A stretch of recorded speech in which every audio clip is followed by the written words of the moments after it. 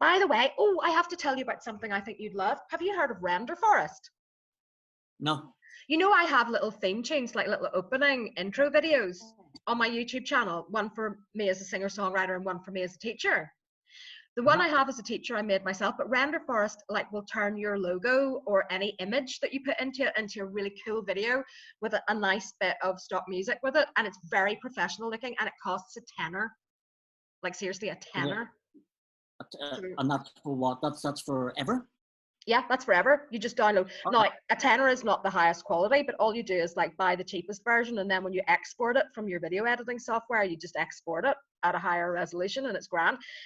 So like you do Filmora, don't you? You're on Filmora. You have Filmora. I do, yes. And what was that? £40 a year or something, or £60 a year? I spent it was £60 one-off purchase when I bought it. Which let's face it, that is not a fortune. Now, if you want optional add-ons and certain media packs, like if you wanted to do like flame effects or stuff, yes, that would cost more, but I'm not using it to make actual movies or really complicated videos.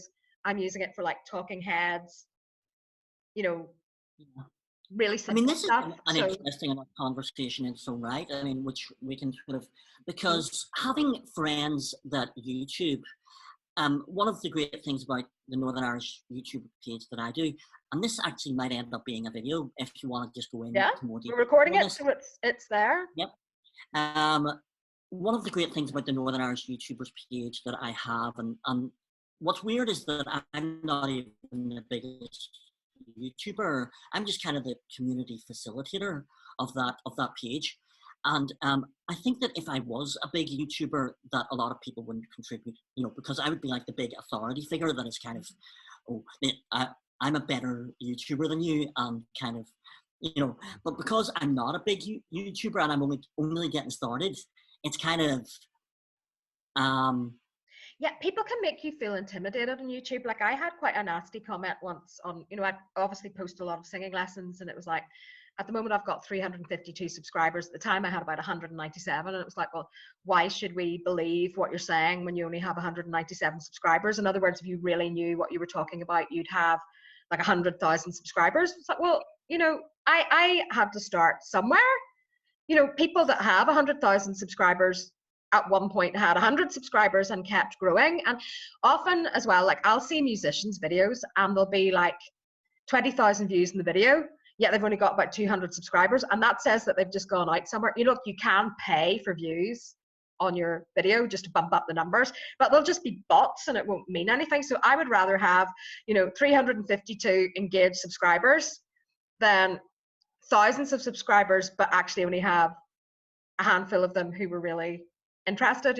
I want to do things the legit way. I don't just want to go out and like spend some money and artificially bump up my views, because people will believe what I say more if my videos have thousands rather than hundreds of views. I didn't take that on board. It didn't ring true to me. I paid money today for TubeBuddy. Have you heard of TubeBuddy? No, what does it do? It helps you out with tags for your videos. Oh, right. So it gives you suggested tags, so popular tags that might feed into your, if you have less than 1,000 subscribers, it's £4.50 a month, and you can pay for the year, so that means it's about £60 for the year.